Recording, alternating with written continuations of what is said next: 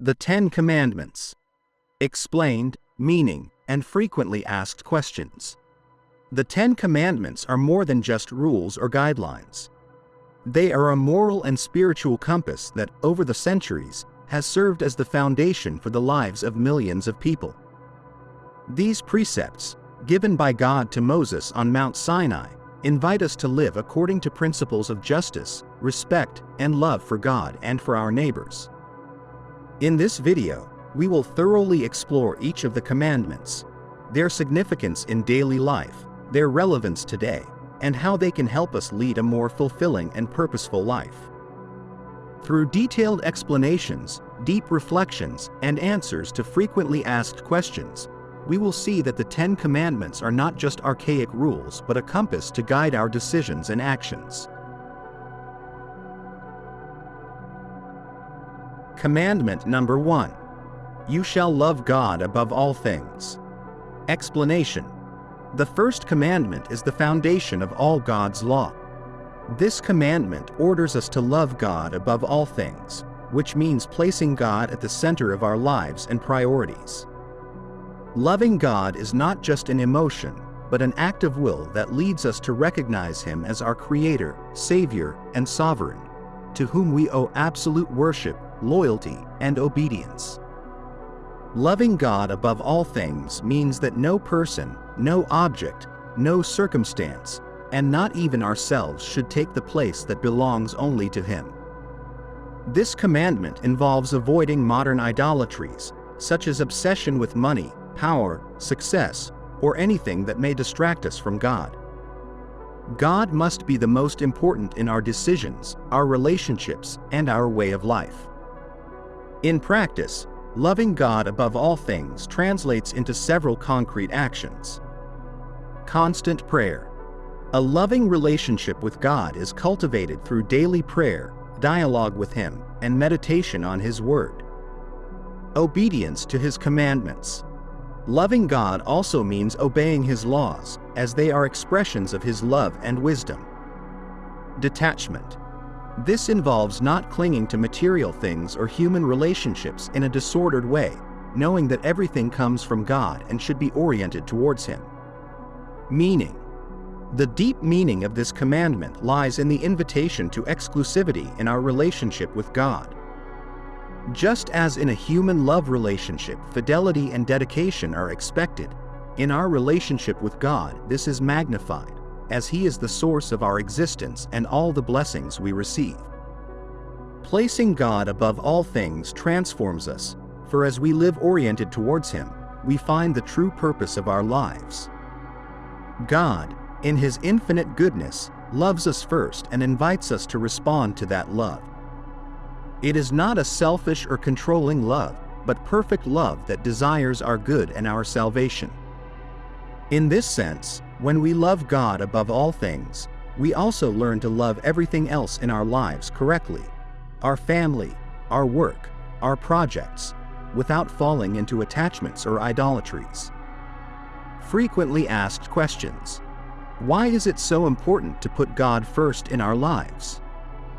Putting God first is important because He is the source of all good. When we give God His rightful place in our lives, everything else falls into proper order. It's like having a compass that guides us towards the good and helps us make wise and just decisions. If we do not love God above all things, we run the risk of idolizing people or things that eventually lead us away from our true purpose. What does it mean to love God in a world full of distractions? We live in a world full of distractions: work, social media, entertainment, everyday worries. Loving God in this context means making a conscious effort to set aside time for prayer and reflection, as well as ensuring that our daily decisions align with divine principles. It is not easy, but by making God our priority, we learn to see the world and our responsibilities from a fuller perspective. How can we know if we are truly loving God above all things? We can know if we are loving God above all things by evaluating our decisions and priorities. If we dedicate time to prayer, if we seek to do His will in our daily actions, And if we choose Him even when it is difficult or when He calls us to give up something we want, we are loving God. Additionally, love for God is reflected in how we treat others. We love God by loving our neighbor. Commandment number 2. You shall not take the name of the Lord your God in vain. Explanation. This second commandment warns us against the irreverent use of God's name. In the Scriptures, God's name is holy and powerful, reflecting His divine essence. When we invoke God's name, we are acknowledging His authority and presence. Therefore, using His name carelessly or in frivolous situations is a sign of disrespect towards God Himself. Taking the name of God in vain can manifest in many ways. It includes swearing falsely, using God's name in curses or vulgar expressions, or mentioning His name without the due respect and reverence. This commandment not only invites us to avoid the literal misuse of God's name, but also to live consistently with the faith we proclaim. Moreover, respect for God's name also extends to how we speak about the sacred in general. People who, for example, use God's name to manipulate or control others are violating this commandment, as they are distorting the true purpose of invoking the divine. This commandment calls us to honesty, respect, and truth in everything we say and do. Meaning, God's name is holy, and respect for His name is an expression of our respect for Him. This commandment reminds us that language has profound power. The words we use can build or destroy. By respecting God's name, we also learn to respect the sacredness of the world around us. The broader meaning of this commandment is that we must be consistent people who live what we preach. It is not enough to refrain from mentioning God's name in vain. We must also ensure that our lives reflect the reverence and respect we have for Him. If we proclaim God's name but live contrary to His teachings, we are taking His name in vain through our actions. Frequently asked questions. What does it mean to swear falsely, and why is it forbidden? Swearing falsely means using God's name to affirm something that is not true, whether in court or in everyday life. It is forbidden because it calls upon God as a witness to a lie, which is a grave disrespect and a way of dishonoring His holiness. It also creates distrust and damages human relationships by destroying mutual trust. Is it wrong to use expressions like, "Oh my God," in trivial situations? Yes, because trivializing God's name is a form of disrespect. God's name should be used with reverence, as each time we mention it, we are invoking His presence. Using His name in situations that do not require His intervention is a way of trivializing His importance. How can we honor God's name in our daily lives? We honor God's name by being truthful, respectful, and consistent people. Each time we act justly and sincerely, we are showing respect for God and His holiness. We can also honor His name by avoiding situations that compromise our moral integrity or our faith. Commandment number 3. Remember to keep holy the Sabbath day. Explanation. The third commandment calls us to set aside certain days for worship, rest, and reflection in honor of God. In Christian tradition, this commandment especially refers to Sunday, the day on which the resurrection of Jesus Christ is celebrated. The idea of sanctifying a day of rest has its roots in creation itself when God rested on the seventh day after creating the world. Keeping the Sabbath holy means dedicating time to prayer, worship, and spiritual reflection, setting aside the mundane tasks that consume our attention during the rest of the week. It is also an opportunity to be with family, help others, and strengthen our community ties. It is not simply about not working, but about using that time meaningfully to draw closer to God and those around us. Sunday, in particular, is a special day for Christians. Attending Mass or a religious service is not only an act of obedience to the commandment but also a way to actively participate in the community of believers, receive the Eucharist, if one is Catholic, and hear the Word of God. Furthermore, Sunday rest reminds us that we are not slaves to work or time and that our lives have a greater purpose than our daily tasks. Meaning. The Sabbath rest has a deep meaning in the believer's life. It reminds us that our entire existence should be oriented towards God and that we need moments to disconnect from daily worries and reconnect with what is essential. In this sense, the commandment to keep holy the Sabbath is also a way to acknowledge our own humanity, our limitations, and our need for physical and spiritual rest. By keeping the Sabbath holy, we also affirm our faith in the resurrection and eternal life, especially in the Christian context. Celebrating Sunday is celebrating Christ's victory over death and renewing our hope in His promise of salvation. Rest is not just a physical necessity but also a way to cultivate our relationship with God and others. Frequently asked questions. What does it mean to sanctify a day in practical terms? Sanctifying a day means setting it aside for God, dedicating time to prayer, spiritual reading, and participation in the sacraments. In practical terms, it also means refraining from activities that distract us from that purpose, such as excessive work or worldly distractions. Is it necessary to attend Mass or a religious service to fulfill this commandment? Yes, in most Christian traditions, attending Mass or a religious service is an essential part of this commandment, as it is a concrete way of worshiping God and participating in the Church's communal life. However, if for valid reasons you cannot attend, you can find other ways to keep the day holy, such as prayer, Bible reading, or serving others. What do we do if we work on Sundays? In some cases, work obligations may make it difficult to fulfill this commandment as it is traditionally established. If you find yourself in this situation, it is important to find time, whether before or after work, to dedicate to God. Additionally, you can speak with your employer to see if it is possible to have time off to attend a religious service or dedicate time to rest and reflection. Commandment number 4. Honor your father and your mother. Explanation. The fourth commandment invites us to respect and honor our parents.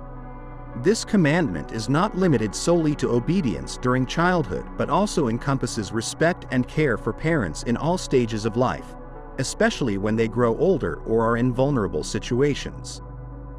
This commandment recognizes the importance of the family as the first community where people learn values, customs, and moral principles. Honoring parents involves not only obedience in childhood but also gratitude for the sacrifice and effort they make in raising their children. This commandment also extends to other legitimate figures of authority, such as teachers, spiritual, and civil leaders, who play a role in the formation and well-being of society. It is important to understand that this commandment does not imply blind submission or acceptance of abusive behavior. Mutual respect is essential in any relationship, and the commandment to honor parents is also linked to the duty of parents to care for and raise their children justly and lovingly. In a broader sense, honoring parents and family strengthens social and community ties. When families are united and healthy, they contribute to the general well-being of society, reflecting God's design for humanity. Meaning. The commandment to honor parents has deep and multifaceted meaning. First, it recognizes that the family is a divine institution and that parents are the primary educators and protectors of their children. This commandment also teaches us about reciprocity and the recognition of the sacrifices others make for our well-being. By honoring our parents, we learn to value legitimate authority and the effort required to build a common life.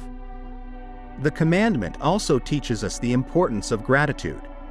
Parents gave us life, and although they are not perfect, they deserve our respect simply for having taken on the responsibility of raising us. Even if the relationship with parents is complicated, The call to honor them is an invitation to reconciliation and forgiveness, whenever possible.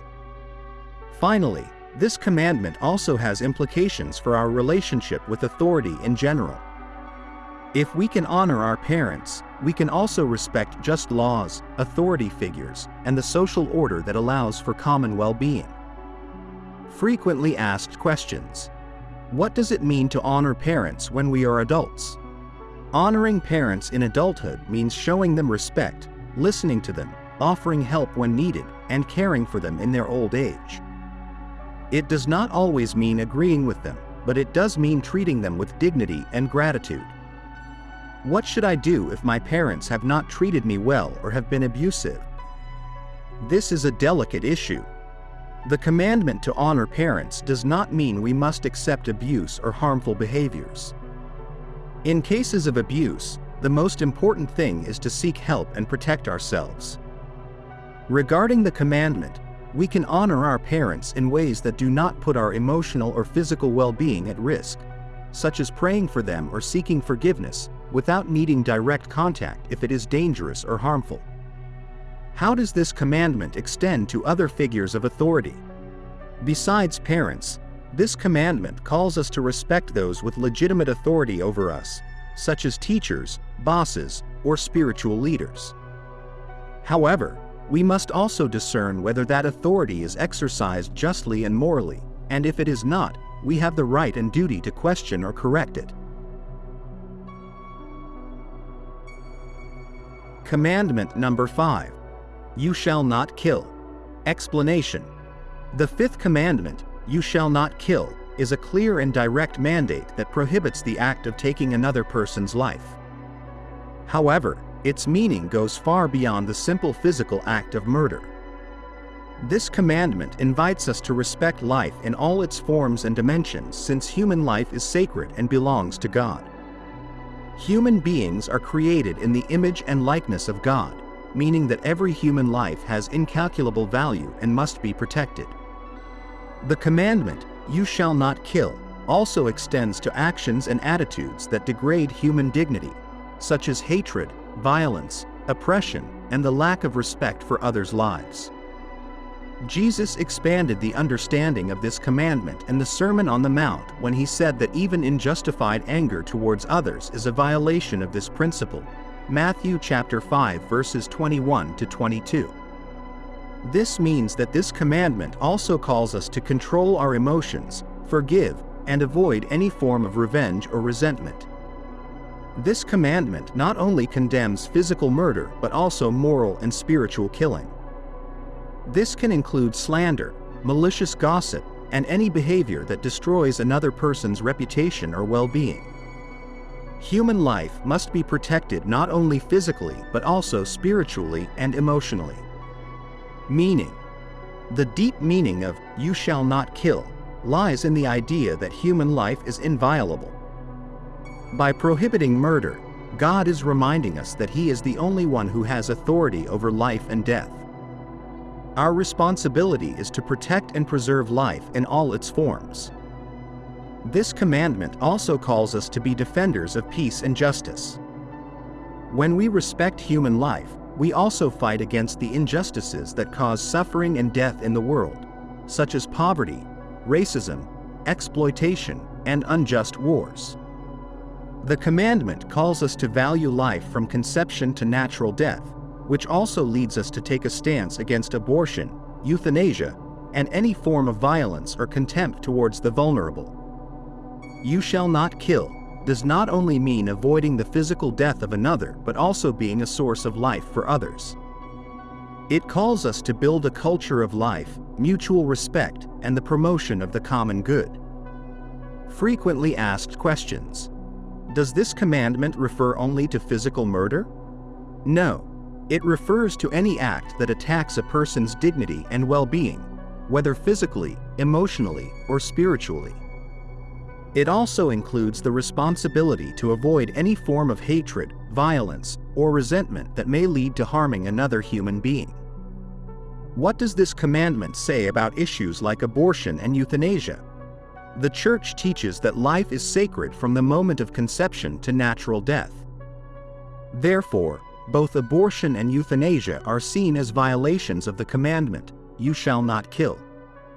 Human life does not belong to man but to God, and it must be respected and protected at all stages. What about cases of legitimate defense? Legitimate defense is a complex situation. The Church recognizes that, in extreme cases, a person may need to defend themselves or others to protect life. However, even in these cases, the force used must be proportional to the threat, and the goal must always be to protect life, not destroy it. Commandment number 6. You shall not commit adultery. Explanation. The sixth commandment calls us to purity and chastity in our actions, thoughts, and relationships. In its most direct sense, it prohibits adultery and infidelity in marriage, but it also refers to any form of sexual behavior that is outside of God's plan for human sexuality. Sexuality is a sacred gift intended for the loving union between a man and a woman within marriage, as well as for procreation and the strengthening of family bonds. This commandment also condemns other sexual behaviors that distort the original purpose of sexuality, such as pornography, prostitution, sexual abuse, and any form of exploitation or objectification of human bodies. Human sexuality is not trivial but a profound expression of love and self-giving that must be respected and protected. Purity and chastity are not just physical matters but also spiritual. This commandment calls us to control our passions and live in an orderly way, according to the values of the gospel. Jesus taught that even impure thoughts are a form of sin, Matthew chapter 5 verses 27 to 28, meaning we must purify our hearts and intentions, always seeking dignity and respect in our relationships.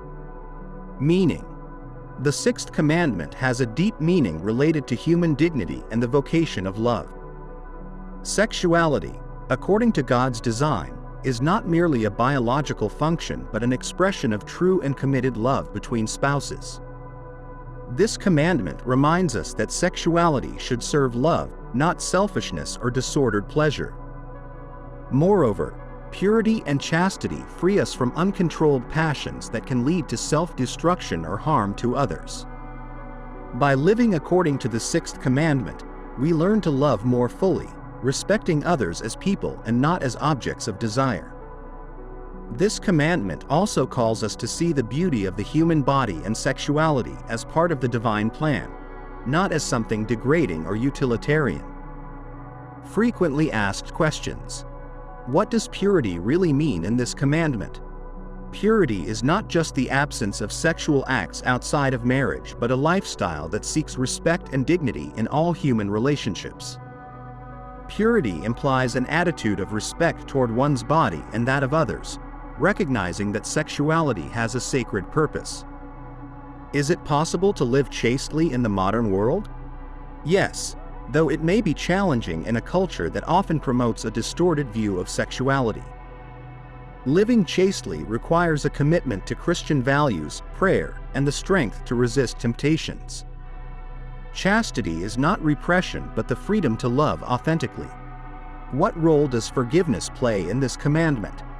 Forgiveness is key to this commandment, as we can all make mistakes in the realm of sexuality. God is always willing to forgive and restore those who seek His mercy. The sacrament of confession is an opportunity to reconcile with God and ourselves and start anew with a life of purity and respect. Commandment number 7. You shall not steal. Explanation. The seventh commandment forbids taking what does not belong to us.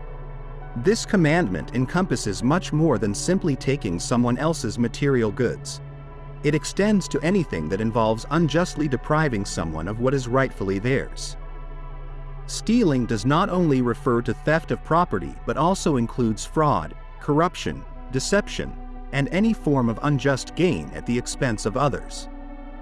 This commandment is based on the principle of justice, which calls us to respect the rights and dignity of others. Respect for others' property is an acknowledgement of their work, effort, and sacrifice. When we take what does not belong to us, we not only violate their right to property but also attack their dignity and well-being. The commandment, "You shall not steal," also applies to broader societal levels.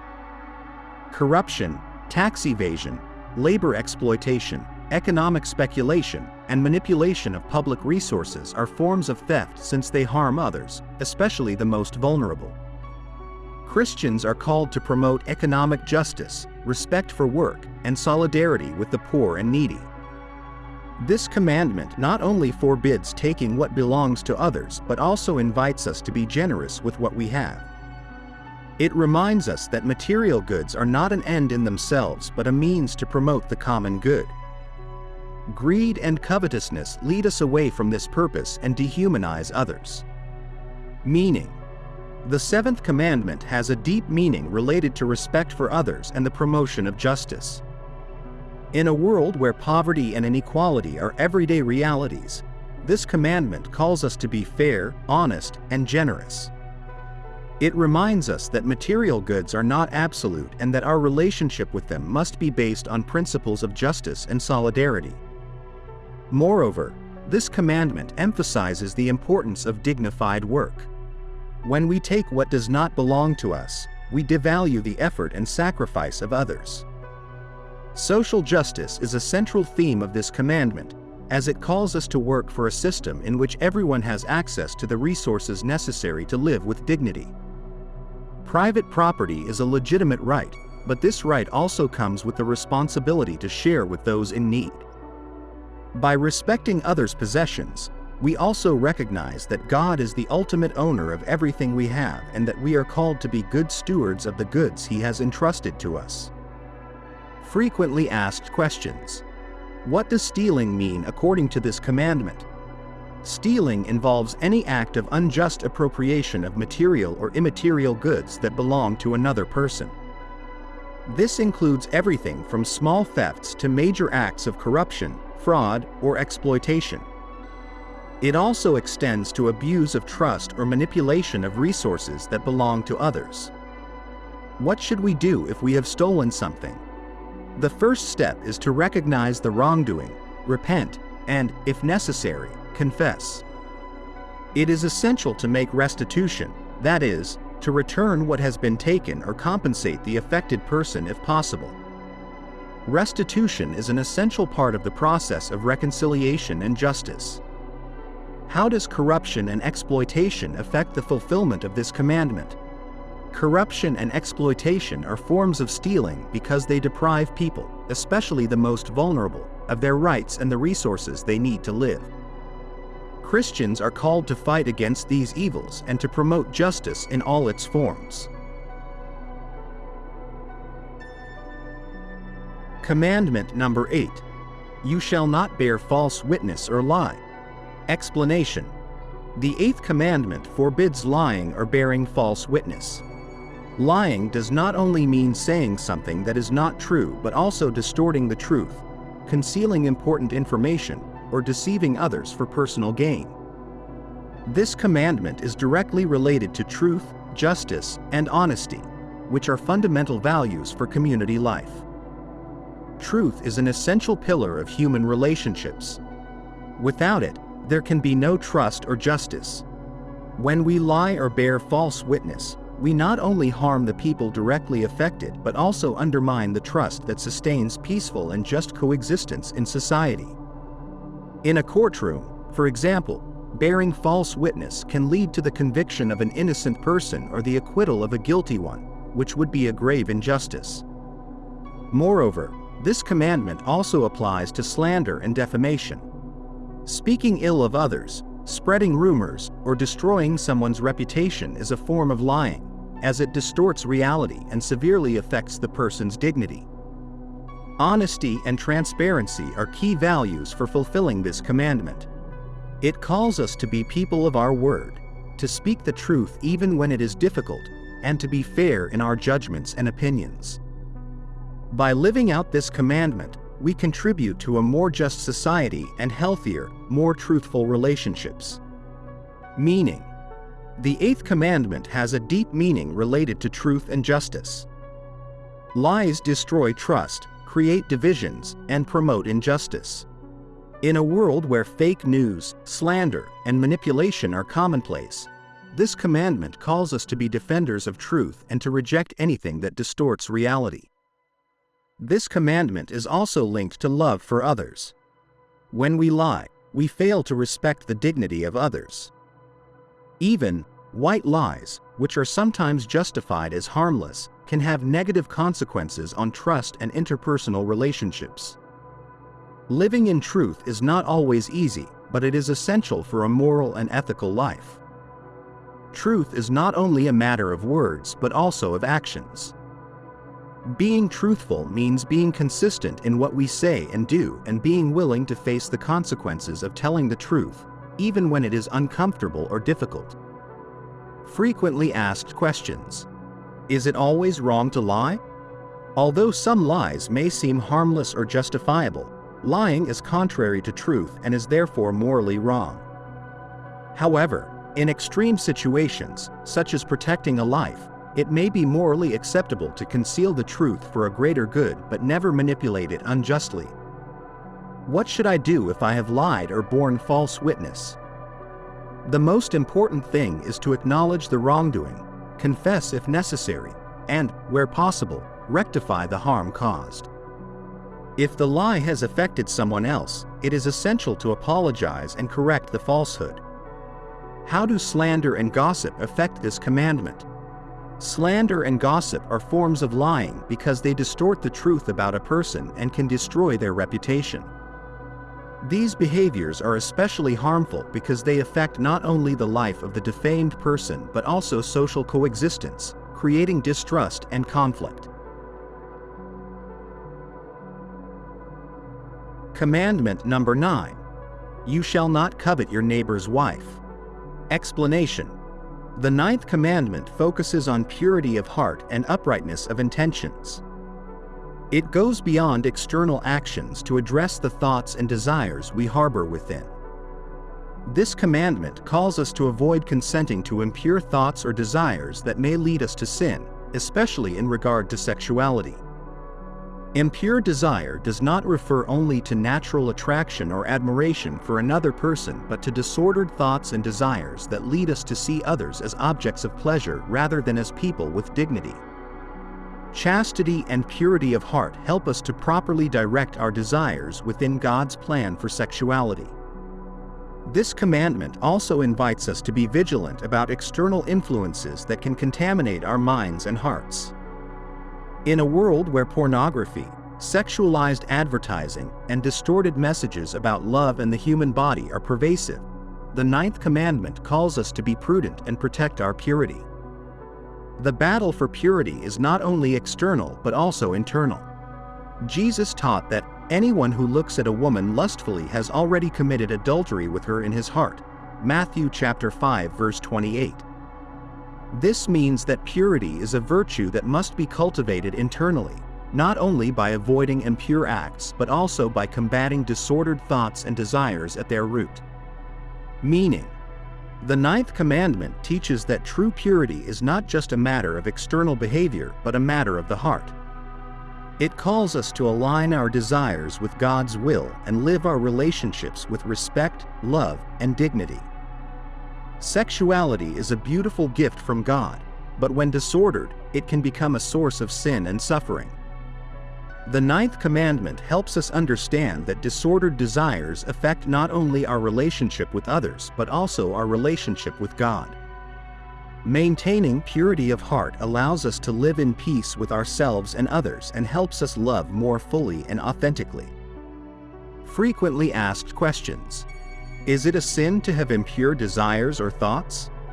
Impure desires or thoughts become sinful only when they are consented to and given free rein in our minds. Having a temptation is not a sin in itself, but consenting to it and allowing it to dominate our thoughts and actions is. How can I fight against impure thoughts? Prayer, frequent confession, and strengthening the will through self-discipline are essential for combating impure thoughts. It is also important to avoid situations or content that foster disordered desires, such as pornography or negative influences. Why is it important to maintain purity of heart? Maintaining purity of heart is important because it helps us love authentically, respecting both ourselves and others. Purity allows us to live with integrity and direct our desires in ways that reflect God's plan for our lives. Commandment number 10. You shall not covet your neighbor's goods. Explanation. The 10th commandment forbids coveting what belongs to others, whether material possessions or relationships. Covetousness is a disordered desire for what someone else has, which can lead to envy, resentment, and unjust actions to obtain what is not ours. This commandment calls us to cultivate contentment and gratitude for what we have rather than constantly desiring what others possess. Covetousness not only involves desiring to have what someone else has, but also being dissatisfied with our own blessings and circumstances. Envy is a form of covetousness that destroys inner peace and relationships because it makes us compare ourselves negatively to others, creating resentment and division. The 10th commandment also invites us to trust in God's providence. He knows what we need, and by trusting in His plan for our lives, we can free ourselves from the anxiety of what we do not have. Instead of coveting, we are called to be grateful and to use what we have for the common good.